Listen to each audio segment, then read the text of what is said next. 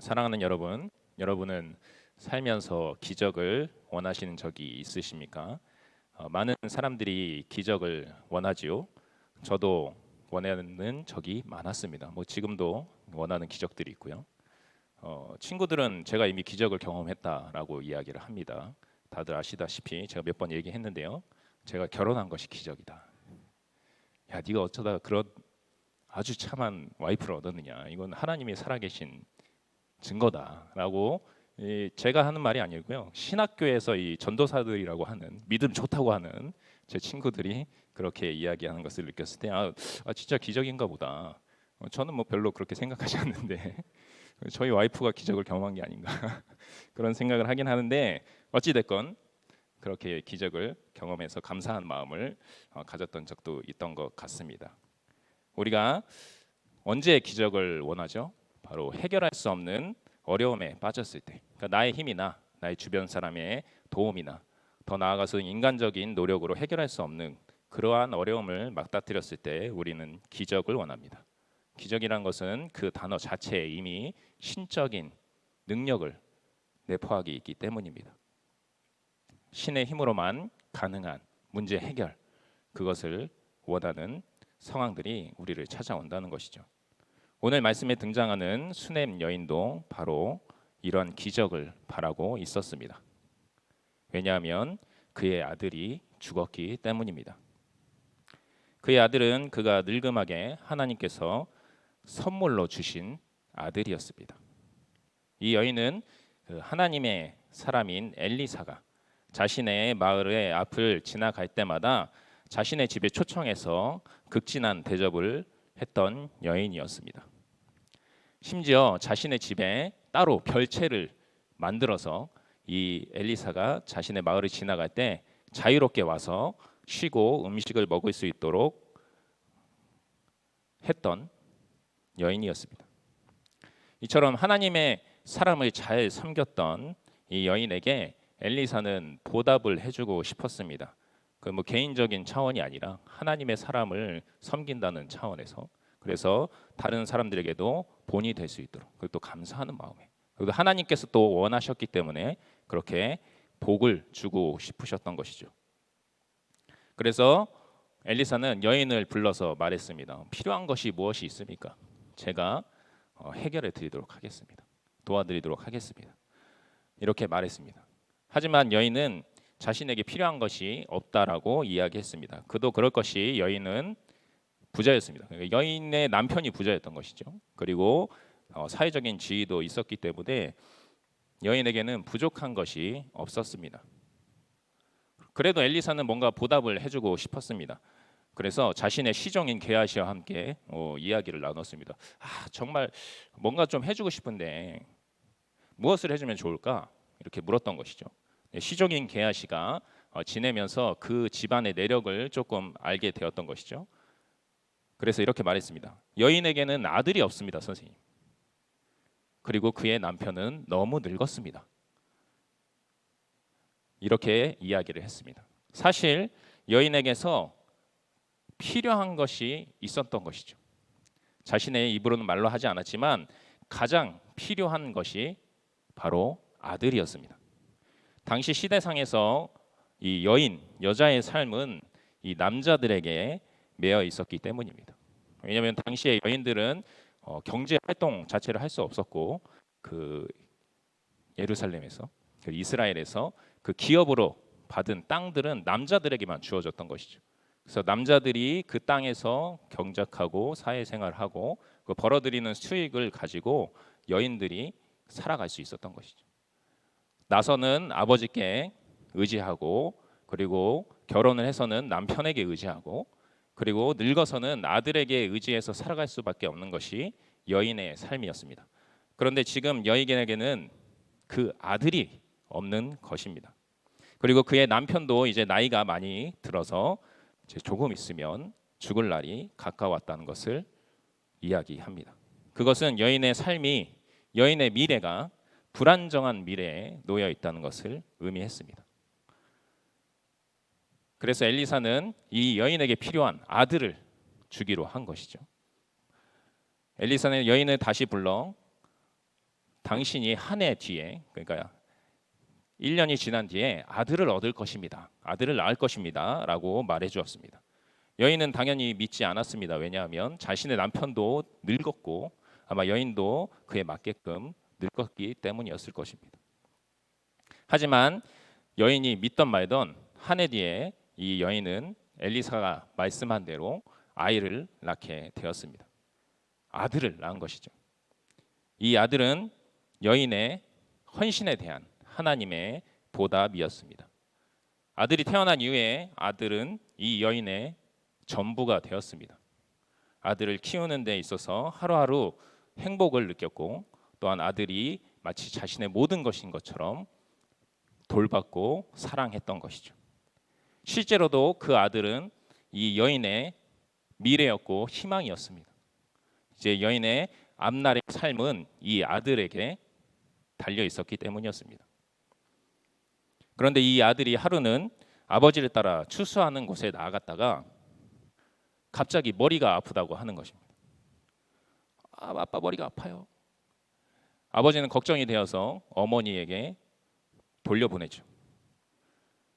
여인의 품에 안긴 이 아들은 계속해서 머리가 아프다고 하다가 얼마 되지 않아서 점심때쯤 여인의 품에 안겨 그 무릎 위에서 숨을 거두고 말았습니다. 이 여인의 가슴이 얼마나 아팠을까요? 상상할 수조차도 없는 이 아픔에 여인의 가슴은 찢어지는 것 같았습니다. 이 창자가 끊어지는 것 같은 그 애끓는 고통을 느끼게 된 것이죠. 이 아들의 죽음은 여인의 전부가 사라지는 경험이었습니다. 그리고 여인의 희망과 미래가 사라지는 경험이었습니다.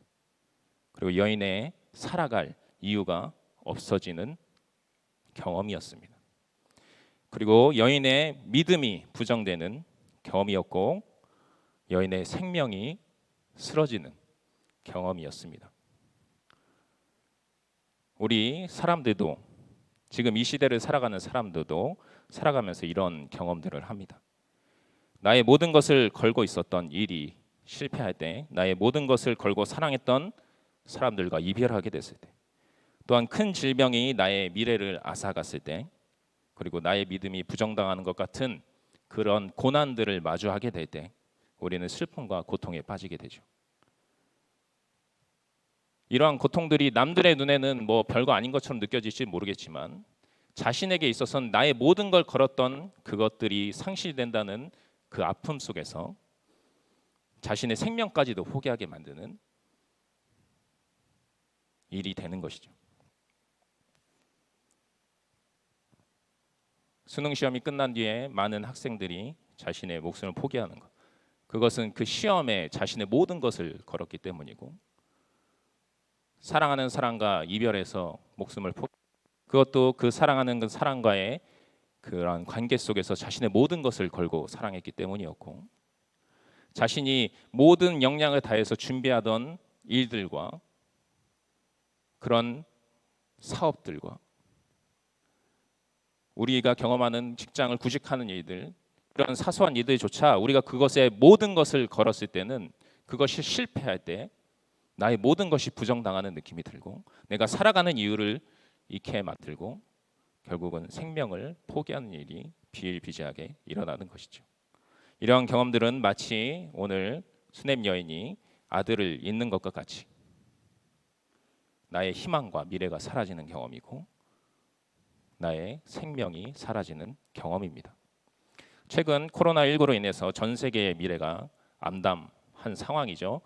저희들은 뭐 조금 사그라들었다가 그래도 뭐 100명이 넘지 않잖아요. 한 50명 안쪽에서 이렇게 나오는데 뭐 서방 국가에서 처음 그 막 확진자 수가 증가했다가 요새는 줄어드는 것 같아 이런 모습이 보이니까 저희들이 느끼기에는 이제 조금 진정되는가 보다라고 느낄 수 있겠지만 전 세계적으로 보면 우리가 진짜 심각하게 생각했던 그때보다도 지금이 확산세가 더 가파르고 죽어가는 사람들도 일일 사망자, 일일 확진자도 더 기하급수적으로 늘어난 상황인 것이죠. 전 세계적으로 확진 판정된 사람이 1,000만 명이 넘어가고 죽는 사람들도 엄청나게 많다는 사실이 이 코로나가 더욱더 심각한 상황 속에 처하고 있다, 빠져들고 있다라는 사실을 우리에게 알려줍니다.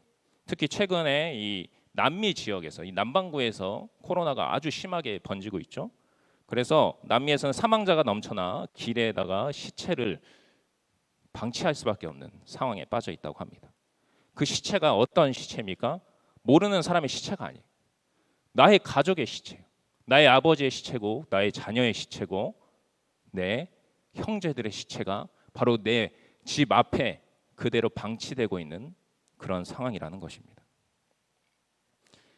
그 시체가 자신의 창문 밖으로 비칠 때 그 가족들의 마음은 어떤 마음일까요? 경제 전문가들은 이 코로나19 사태가 이 직접적으로 뭐 건강에 위협을 끼치고 죽고 이런 것도 정말로 심각하지만, 그거보다 더 심각한 것은 경제에 미치는 파급 효과가 너무 크기 때문에 심각하다고 얘기합니다. 우리가 1930년대에 대공황 사태라는 것이 있었는데요. 그때보다 더 극심한 경제적인 공황 상태가 올 것이다라고 많은 경제학자들이 예측하고 있는 현실이죠. 이 대공황 사태 때 미국 인구 10만 명당 22명이 매일같이 자살을 했다고 합니다. 이는 대공황 직전 자살률과 비교했을 때 2배 이상 증가한 수치라고 이야기합니다. 앞으로 찾아올 경제 공황 사태에서 이 전 세계적으로 얼마나 많은 사람들이 이 경제적 어려움 때문에 생명을 포기하고 싶어 할지, 그러한 고통, 차라리 이렇게 사느니 죽는 게 낫겠다라고 말할 그런 고통에 경험하게 될지 우리는 지금 상상조차 할 수 없습니다.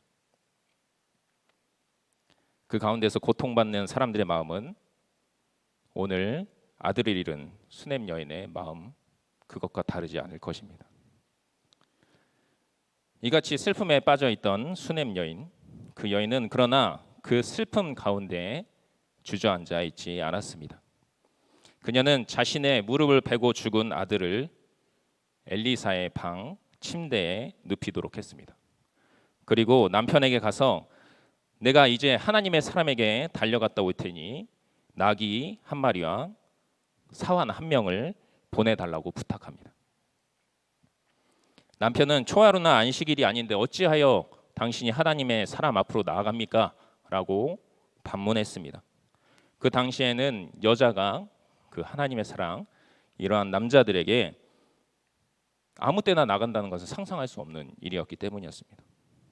하지만 여인에게 있어서 그러한 일들은 아무것도 아니었습니다. 여인은 단숨에 갈멜산까지 달려가서 엘리사를 모시고 자신의 집으로 돌아오게 됩니다. 이 모든 일을 신속하고 그리고 결단력 있게 행할 수 있었던 힘은 바로 그녀의 믿음이었습니다. 하나님의 선물로 주신 아들이니 바로 하나님께서 다시 살아나게 해주실 것이라는 믿음이 있었던 것입니다.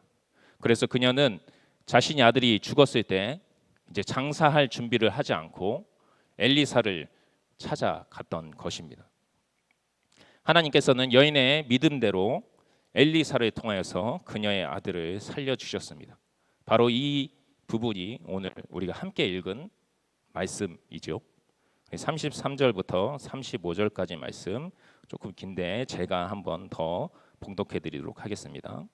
엘리사는 방 안으로 들어가서 문을 닫았다. 방 안에는 엘리사와 그 죽은 아이 둘뿐이었다.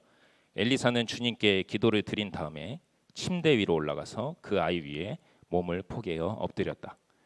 자기 입을 그 아이 입 위에 두고 자기 눈을 그 아이의 눈 위에 두고 자기의 손을 그 아이의 손 위에 놓고 그 아이 위에 엎드리니 아이의 몸이 따뜻해지기 시작하는 것이 아닌가.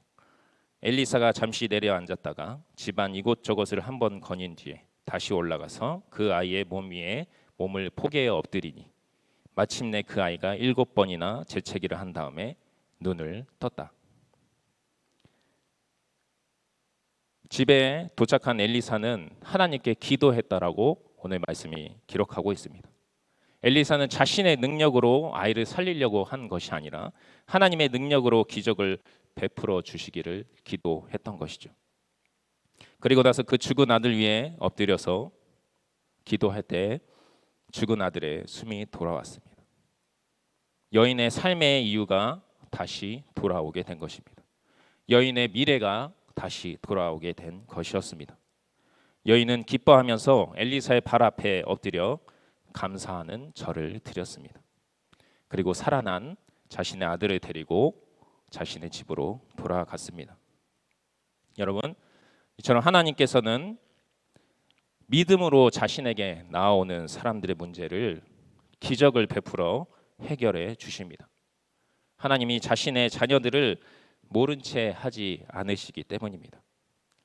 어떤 수단으로도 해결할 수 없는 문제라고 할지라도 하나님께서 해결해 주신다는 것입니다. 그렇기 때문에 하나님이 베푸시는 기적인 것이죠. 이 기적은 우리가 이 세상을 살아가면서 경험하는 문제들 모두에서 그렇게 하신다는 것입니다. 하나님께서는 하나님의 사람을 통하여서 이 모든 문제들을 해결해 주실 능력이 있으신 분입니다. 그분께서 우리의 문제들을 해결해 주십니다. 우리가 경험하는 모든 상실의 아픔 그리고 슬픔 그 모든 것들을 해결해 주신다는 것입니다. 그래서 우리의 마음과 몸을 회복시켜 주시는 분이 바로 하나님이십니다. 이 기적의 형태는 하나님의 뜻 가운데서 다양한 형태로 드러나게 될 것입니다. 이 말씀에서 이야기하는 것처럼 죽은 사람이 다시 살아나는 일이 벌어질 수도 있죠. 하나님께서 그렇게 계획하신다고 하신다면 그러한 형태로도 드러날 수 있고 다른 어떠한 형태로 이러한 문제들을 해결하실지는 하나님의 뜻에 달린 것입니다. 결과적으로 우리는 회복되게 된다는 것, 우리가 그 슬픔과 아픔에서 벗어나게 된다는 것. 그래서 우리가 그 슬픔을 경험하기 이전의 상태인 행복을 느끼고 삶의 이유를 가지고 살아가는 그러한 상태로 돌아가게 하신다는 것, 그러한 기적을 베푸신다는 것이 중요한 것입니다. 오늘 수넴 여인이 자신의 미래이자 희망이자 삶의 이유인 아들이 되살아나서 기뻐하면서 돌아갔던 것처럼 우리들의 문제들도 해결되어서 기뻐하면서 우리의 삶의 터전 가운데로 다시금 돌아갈 수 있게 하신다는 것입니다. 우리가 하나님께서 그렇게 하신다는 것을 믿을 수 있는 이유는 무엇입니까? 우리가 그러한 하나님을 경험했기 때문입니다. 우리가 그분께서 죄 가운데 빠져서 죽은 우리도 살리셨음을 경험했기 때문입니다. 하나님께서는 영원한 죽음에 빠져 있는 우리를 자신의 아들을 죽음으로 보내시고 또한 부활시키심을 통하여서 회복시키셨습니다. 영원한 죽음에서 영원한 삶으로 우리를 구원하심은 어떠한 기적보다 큰 기적임을 우리는 알고 있습니다. 우리가 하나님을 아버지라 부르고 예수 그리스도를 우리의 구원자로 고백하기 전에 무엇이 일어납니까? 바로 내가 영원히 죽을 수밖에 없는 존재라는 사실을 깨닫게 되는 일이 일어나죠. 그때 그 상실감, 내가 죽을 수밖에 없는 자구나, 그냥 죽는 것도 아니고 영원한 죽음의 형벌에 처할 수밖에 없는 죄인이구나라는 것을 깨닫고 그 이후에 하나님의 은혜가 임하는 것이죠. 바로 그때를 기억한다면 우리는 이 영원한 죽음조차 해결해 주신 그 하나님께서 우리의 삶의 이러한 세세한 문제들 해결해 주실 수 없다, 그렇게 생각할 수가 없는 것이죠. 그렇게 우리 인간의 가장 큰 문제마저도 기적같이 해결해 주신 하나님께서 우리의 사소한 문제들도 당연히 해결해 주실 것이라는 믿음을 가질 수 있는 것입니다. 이것은 우리의 허황된 믿음이 아니라 하나님께서 우리에게 경험시켜 주신 그 하나님의 사랑에 근거한 합당한 믿음이라는 것이죠. 여러분, 우리가 살아가면서 나의 모든 존재가 부정당하는 것 같은, 나의 삶의 이유였던 것들이 상실되고 정말 죽음의 문턱 앞에서 차라리 죽는 게 낫겠다라고 생각할 만한 일을 경험하신다고 할 때 여러분 이 말씀이 기억나시길 바랍니다. 여러분 이 하나님의 사랑에 근거하여서 하나님 앞에 나아가시길 바랍니다. 오늘 수냄 여인이 하나님의 사람을 찾아갔던 것처럼 그 문제를 경험할 때 내가 먼저 어떻게 해보려고 노력하는 것이 아니라, 아니면 포기하고서 그 아들을 장사 지내려고 하는 것이 아니라 하나님을 찾아가시기 바랍니다. 하나님을 찾아 그 앞에 나아가서 기도하시기 바랍니다. 여러분 그렇게 하나님을 믿으면서 하나님께서만이 이 문제를 해결해 주실 수 있습니다. 하나님께서 기적을 베풀어 주심으로 이 문제들을 해결해 주실 수 있습니다. 저는 믿어요, 하나님.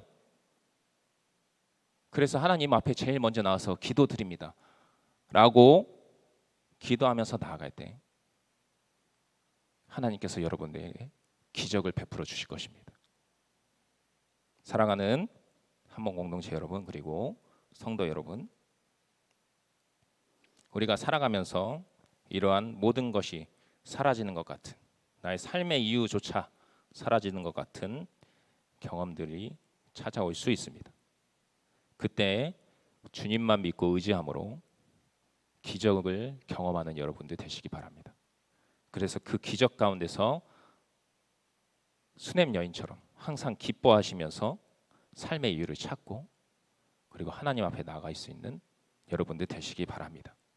우리 그러한 마음으로, 그러한 결단으로 우리 주만 의지해, 우리가 내 힘임 그리고 다른 사람, 다른 어떤 세상의 능력들에 의지하지 않고 가장 먼저 주님을 찾겠습니다. 가장 먼저 하나님 앞에 나와서 하나님을 의지하고 하나님께 기도하면서 하나님의 기적을 경험하면서 살아가겠습니다. 그렇게 결단하면서 나아가시기 원합니다.